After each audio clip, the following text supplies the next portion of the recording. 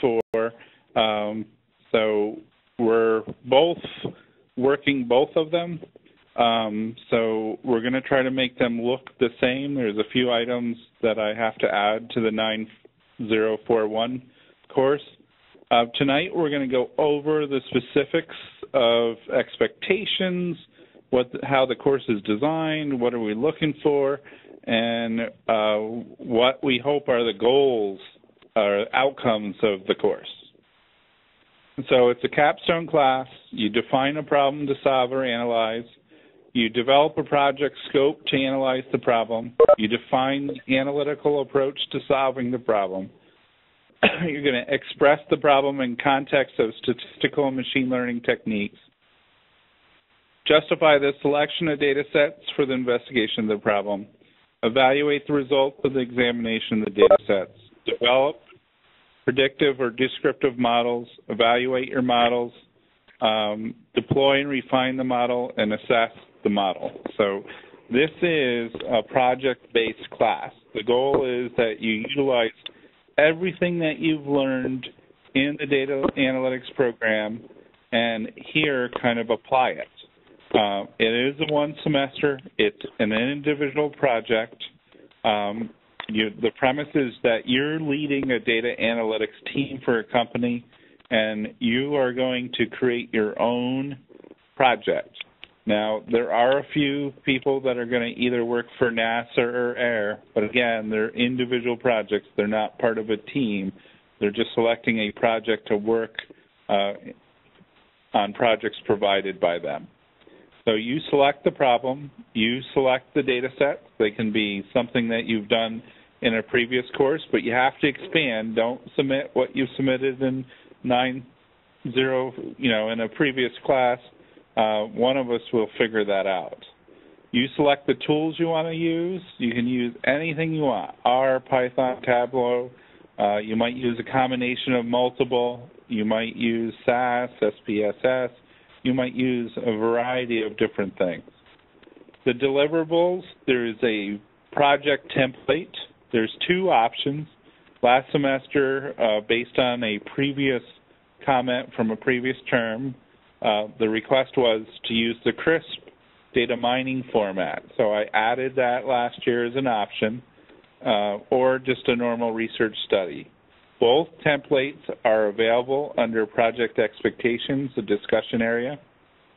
And for each week, it identifies what sections you're supposed to complete, and it gives you an idea of how many sentences in each section and how many paragraphs in each section. You will have peer review groups. So there is a group aspect of this that might be confusing, but pretend they're your board or they're your advisors. And so their goal is to listen to your project in week 5, critique it, kind of give you some pointers, things to look at, as well as the final week to evaluate your project as well. So it's an individual project, but the peer review groups are to review the projects that you've completed. Now, the presentation can be done in any manner. Some have used WebEx, some have used PowerPoint and added video or audio to it, or both.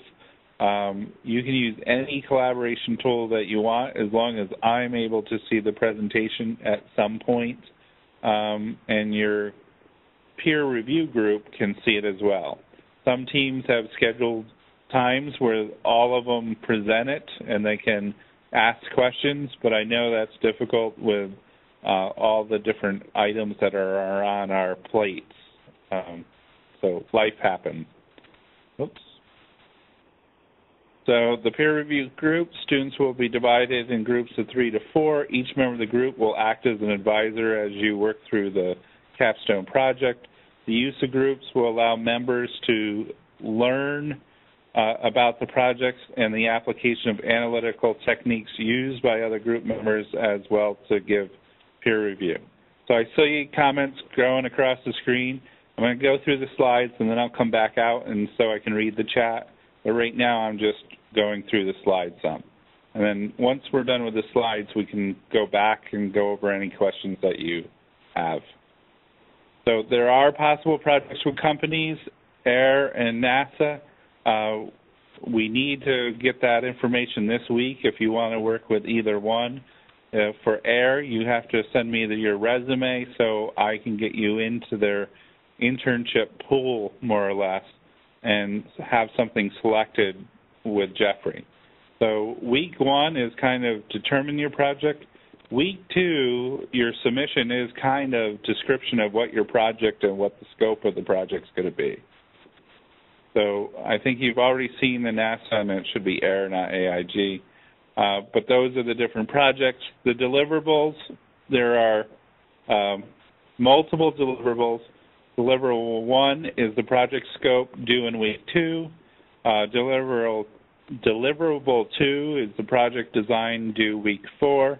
Project status presentation is due week 5. Data compilation deliverable, so the data analysis execution plan, is due week 7.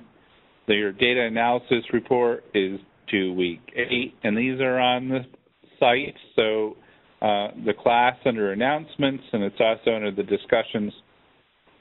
Deliverable 6, the analysis evaluation report, week 10, final presentation, week 11, and the final report is due last week. There are discussions. They're in groups of multiple weeks.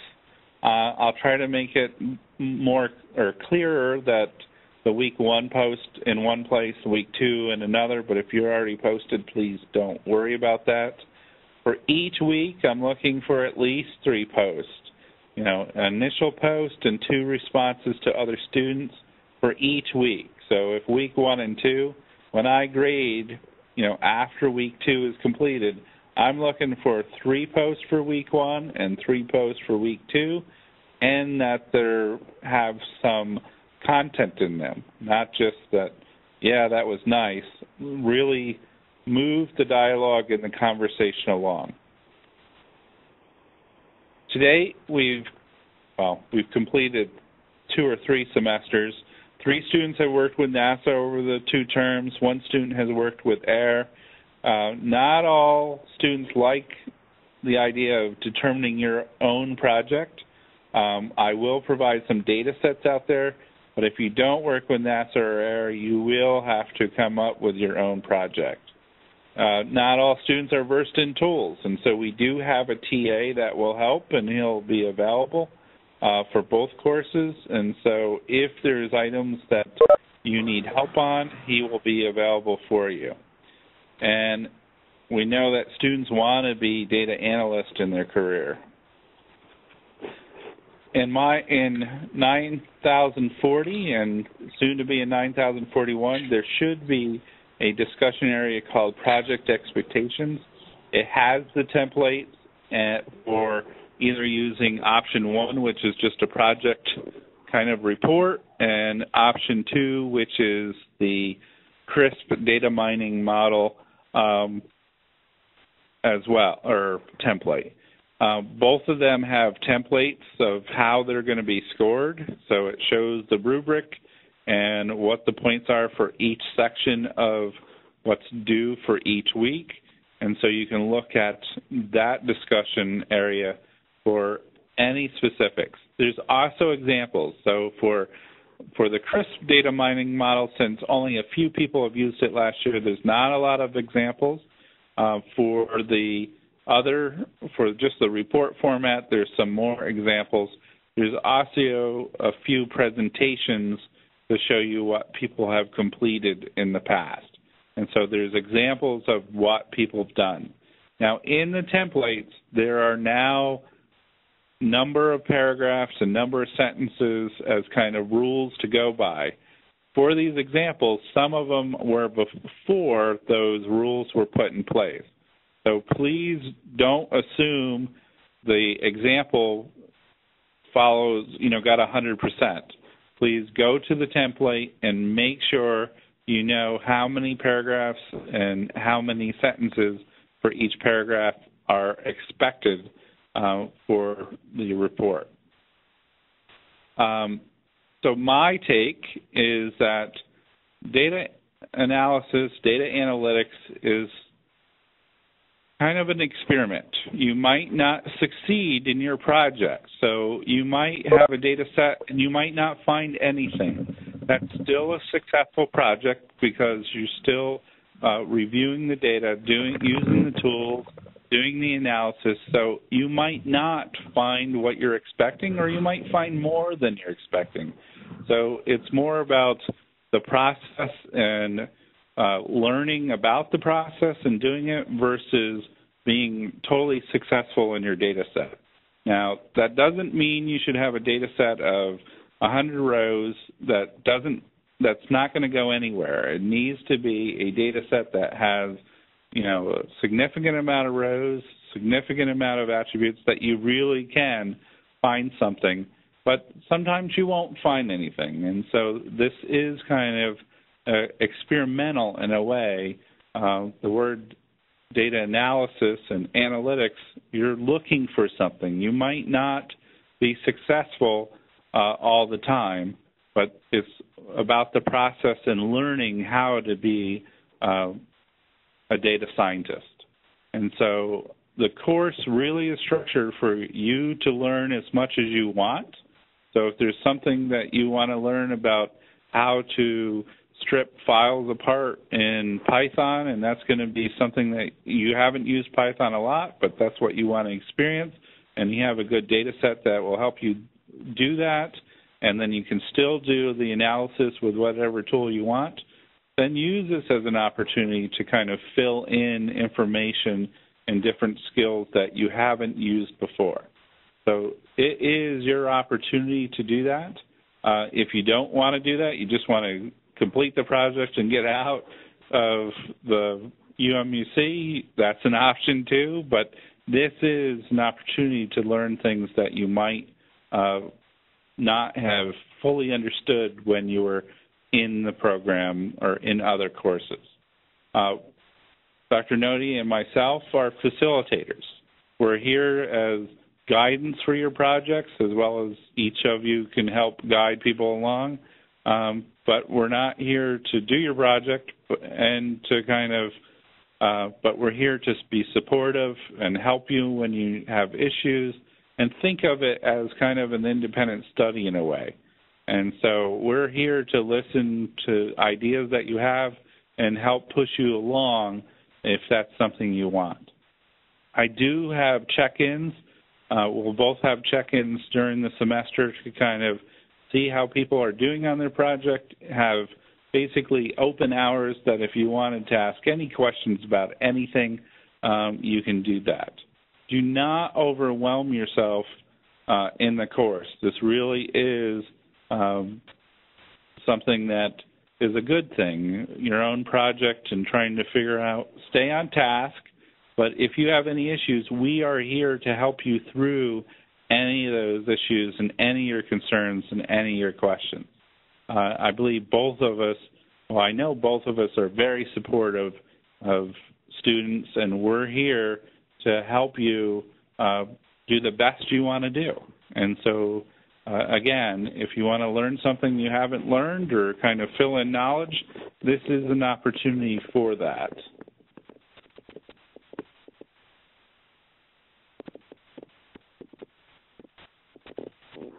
So I'll open it. So first, Dr. Nodi, do you have any items you want to add? No, John, I would support everything you've said. Certainly, this is, again, as you mentioned, this is the time where you get to see if you can put it all together. And I know various assignments and various courses have had you do at least pieces of that, and some have had you do more than just pieces, trying to put the whole thing together. But you really have to be able to outline what you're going to do, what you're looking for, what the problem statement is. Then you have to show what you did to try to find the solution to that. Analyzing a data set, of course, is part of that, an analytics effort. And then you have to come up with some conclusions, some insights, some summaries, some takeaways. In the real world, you'd have to come up with something where you could operationalize what you found if you found something. In other words, how do I turn this into something to improve the organization's performance? So I agree 100% with John, and certainly both of us are here. We've both taught courses, so we understand what your backgrounds and what you've learned, and we want to see you put it together successfully. So we're here to help in any way we can. So I'll open it up to questions. You can either type them in chat or you just yell them out or speak them out. Any questions that you might have. Gary, you have your hand up?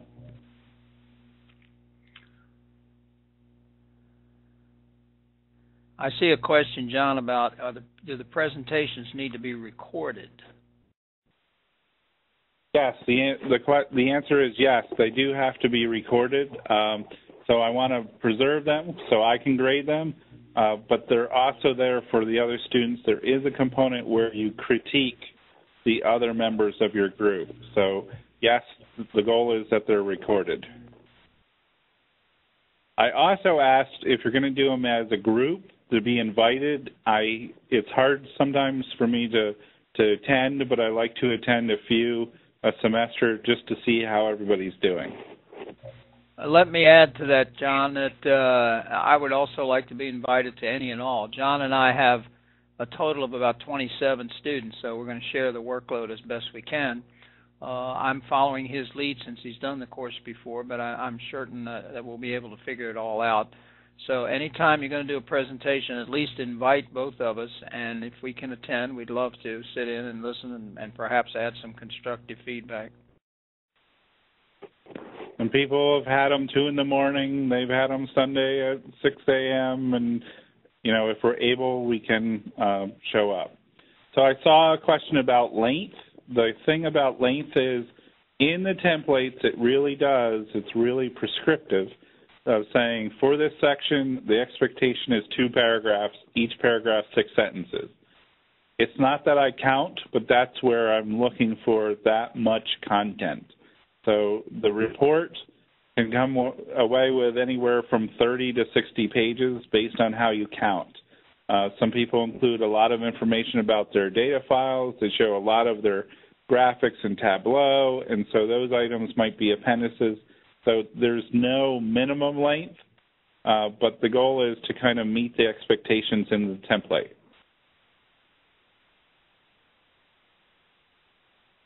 I know there's other questions, but I don't exactly see them.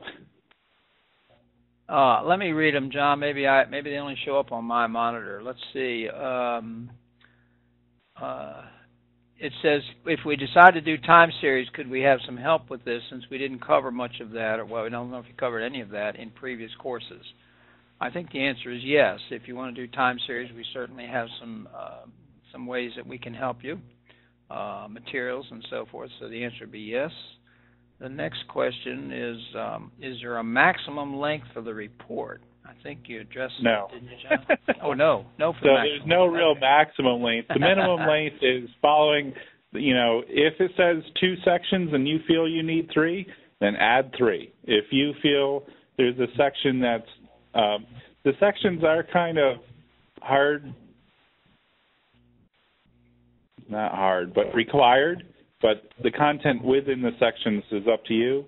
The minimum is there, but maximum, you can put whatever you feel is necessary. I've had some very intense ones. I've had 3 students have publications, 2 students do conferences, big conferences where they presented their projects. I've had 2 students that actually submitted their presentations to their board.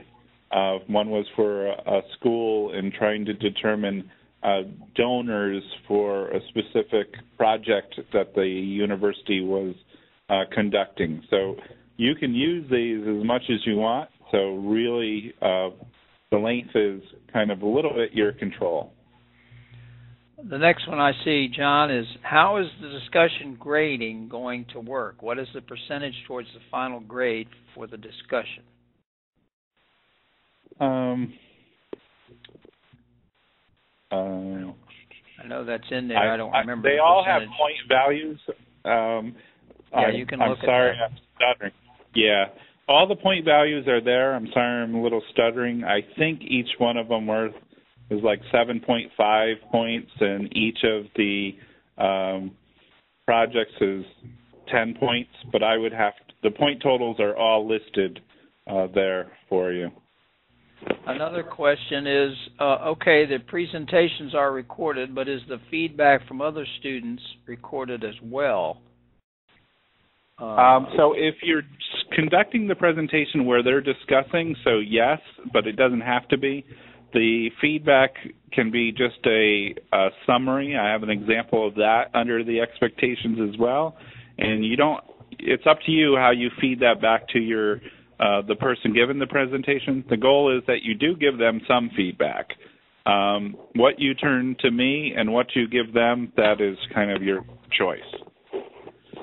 There's a question, what about getting access to tools? Well, I think you have access to all the tools that were used in the semester. I know I have the, John went and got us the Tableau activation account, so I have those that we'll be sending, and certainly you still can use SAS Enterprise Miner, and of course R and Python. So I think you have access to all of the tools that were used in the program. I can't think of any reason you wouldn't have. That's correct. That's totally correct. Someone said, let's see, we should post status reports. Where do those get posted? So under the week discussions, I'm going to add a new post where you can put week 1 status, week 2 status, because I want to make sure you're staying on top of the project, as well as ask me and Dr. Node any questions. So we'll add a thread under the discussions for that. Good.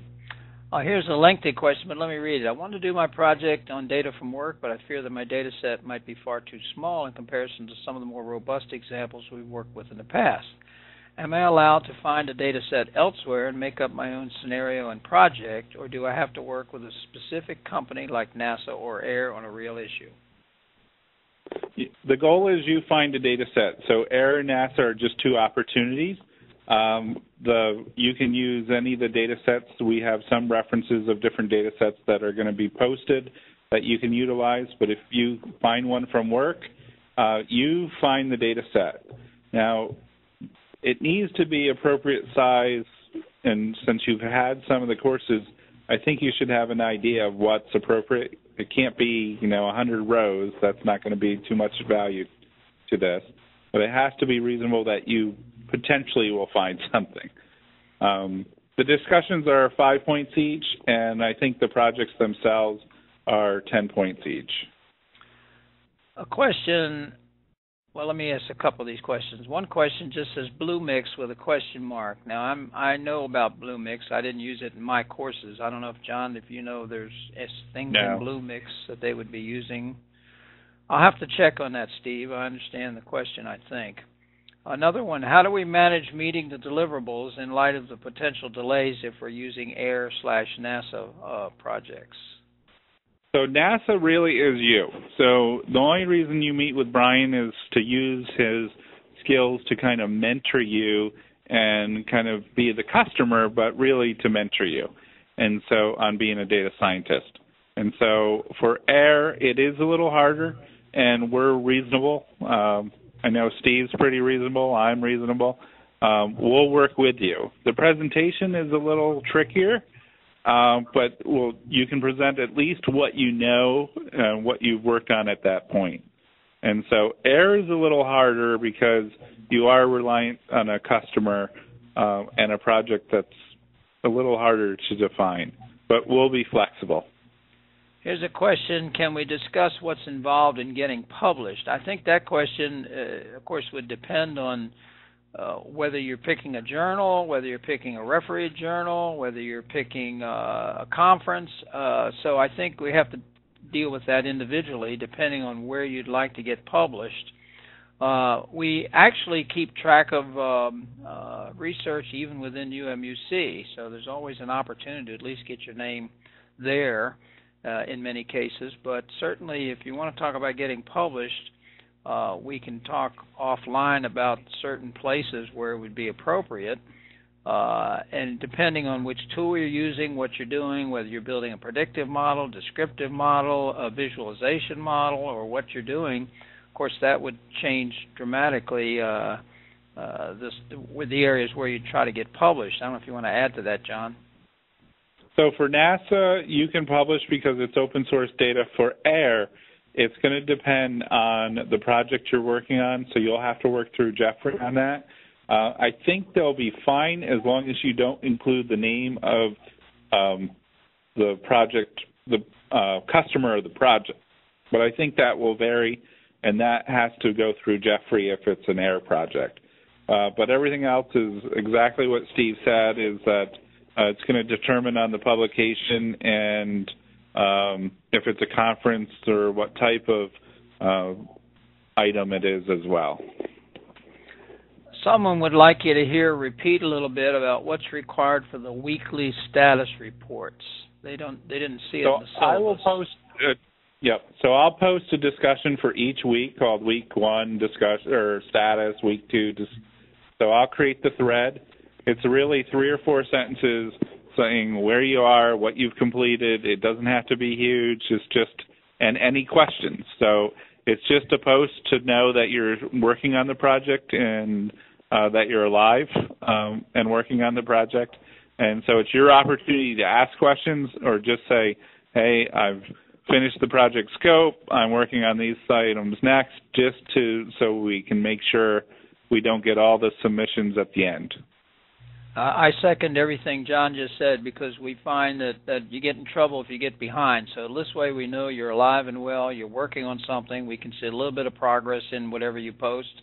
And, of course, that makes us feel better. We don't want students getting behind or biting off too much or just not on the right track. So we're trying to make sure you stay on the right glide path to finish the course successfully. There's another question. When a data set is selected, do we need to get clearance from you before we proceed to use it? You don't need clearance from me.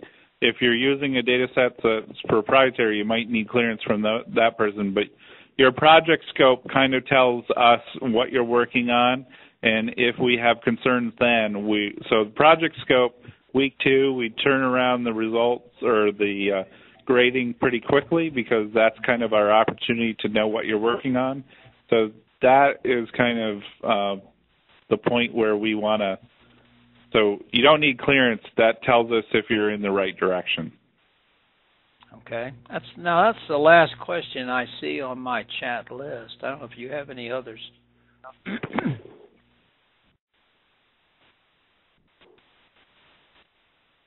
Does anybody have anything else? Here's a late arriving question. Is it a requirement to link our data set with other data sets? No. No, I wouldn't think so. Yeah, e.g. census. Not sure, Chris, if I understand the complete question. But you don't have to link it. I mean, it obviously if you had a data set that needed to be linked to other things, you could, but that sometimes takes a bit of expertise. Is any confidentiality preserved for corporate data? So yes and well. So if you're doing a project that you don't want shared, first tell us so we don't accidentally share it as examples. But how you present it to your group, you should present it without kind of the name of the customer as much as you can remove. So you'll have to, it's kind of tricky for me to answer that because I don't know. Each case might be its own situation. So you can choose what you include in the presentation if there's proprietary information that you can't include. But tell us so we don't accidentally include the report, or at least for me, I like to use examples for next term. So tell me, Dr. McKeeby, you can't share this. And so I've had students tell me that. Agree. And I think usually, not always, usually you can sort of disguise the name of the company and so forth, but be very careful. As John said, you have to make sure first of all, your company or whoever you're getting the data from, if it's confidential, is comfortable with letting you use it. But we'll certainly do everything we can to protect it, and you need to take some precautions, like not putting name, rank, serial number in there. You can say a company or something like that. A question says, if we're going to be late on an assignment or a status update, is it okay if we let you know as soon as we're going to be a little late? Now, I'm not sure about John. I don't like people being late because that tends to worry me about them getting behind. Now, obviously, there are things that happen, illness, family concerns, business concerns, but the main thing is you can't let that become a habit where every time you're late because you just couldn't find the time to do it. Remember, we're expecting a 15 to 20-hour commitment each week. So when you have a personal problem or a select instance where that happens, certainly we're understandable, but I certainly don't want to encourage that to be a common practice. So I like to know when you're going to be late. So if the assignment's going to be late and you know 2 days beforehand, giving me a heads up. I can tell you the hardest thing for me is to know when you submit it and you don't tell me. I don't necessarily go into the grade book every week to see late submissions. So if it's going to be 2 days late and then you submit it after I've graded everybody else's, I really want an email telling me, hey, John, it's been submitted. Because otherwise, I've had students wait 2 or 3 weeks because I don't go to the grade book until I'm grading the next assignment. And so if you submit something late, I do want to kind of know that you're going to be late. When I grade, if you haven't submitted, I'm going to reach out and tag you saying, hey, what's your plan on completing this? So I'm your nag. My dissertation advisor was my nag every month. I'll be your nag during this course, saying where are you, where's your plan, when you're going to have it done. But when you submit it, I really want you to give me a heads up that it's submitted. John, we must have had the same dissertation advisor. Mine was a pain in the neck. Let's leave it at that. But that's what you need. Mine lives in Aspen Hills, so. Mine lives in Syracuse, New York. But that was necessary to make sure you kept going. A question: can I work on more than one data set just so that I hedge my risk a little bit? I'll let you answer that. I mean, my feel is it's hard to do multiple projects. You're kind of trying to do multiple projects. I think that's difficult to kind of do either one well. We understand that a project might not be successful, but if you start in this, right place, I think you can make something, and you can always learn, right? Even when something's a failure, there's lessons to be learned from that. And so I would look over the template so you know what's expected, get an idea, and from your previous classes, you should have an idea of what data set will work for you. But I get scared if you're trying to do two things at once.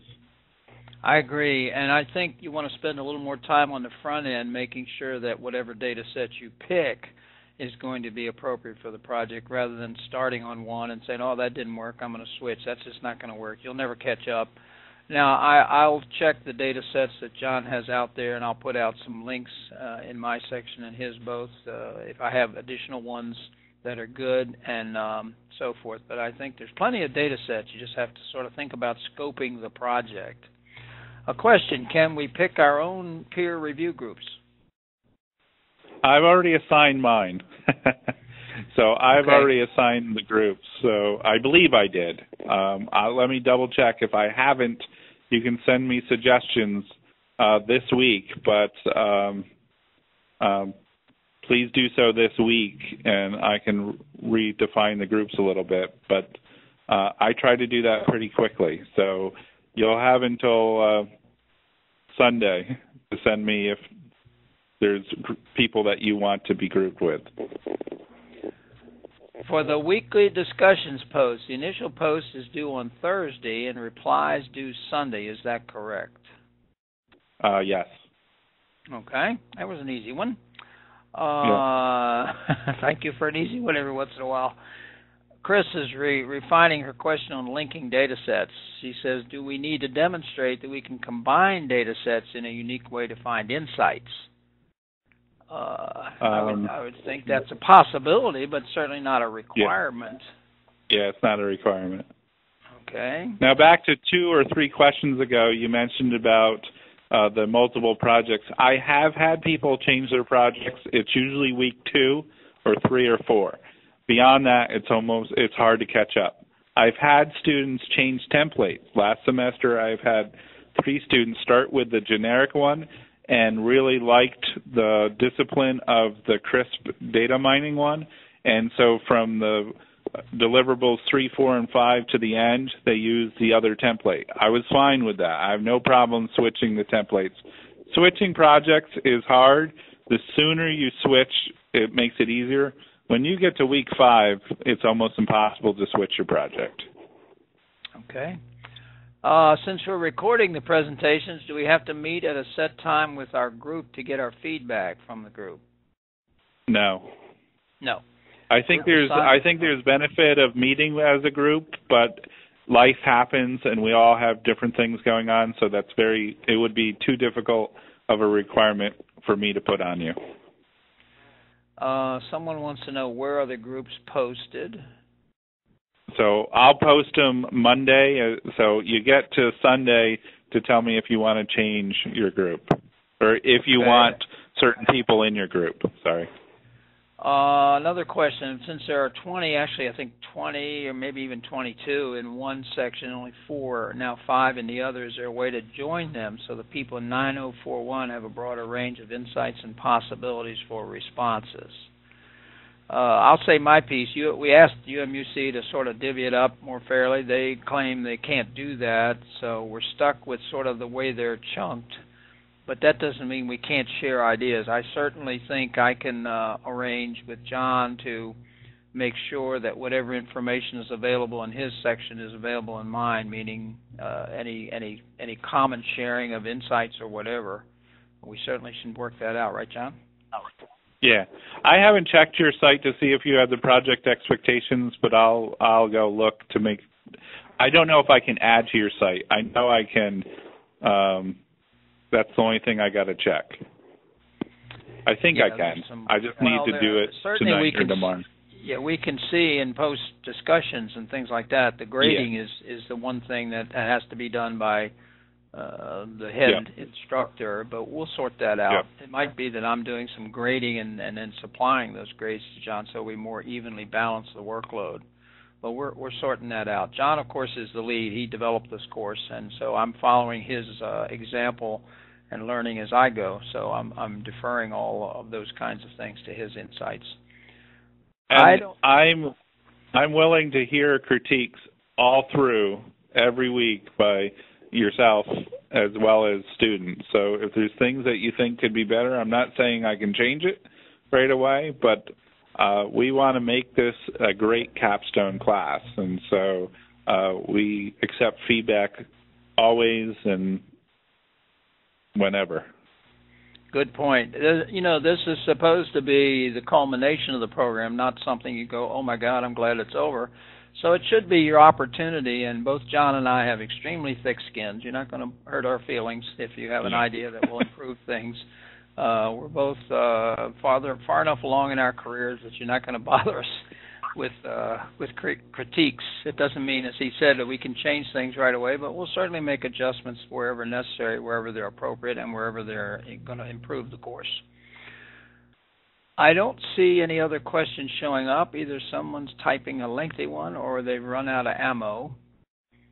I will mention that I'm going to stop a little bit before 8 because guess what? You all are going to graduate, and I have to go out at 8 o'clock to an open house and recruit replacements. So I'll be doing MSDA open house with Dr. Gorcheva here at about 15, 20 minutes. But certainly I've recorded this, and I will make the recording link available to both sections. Any other questions?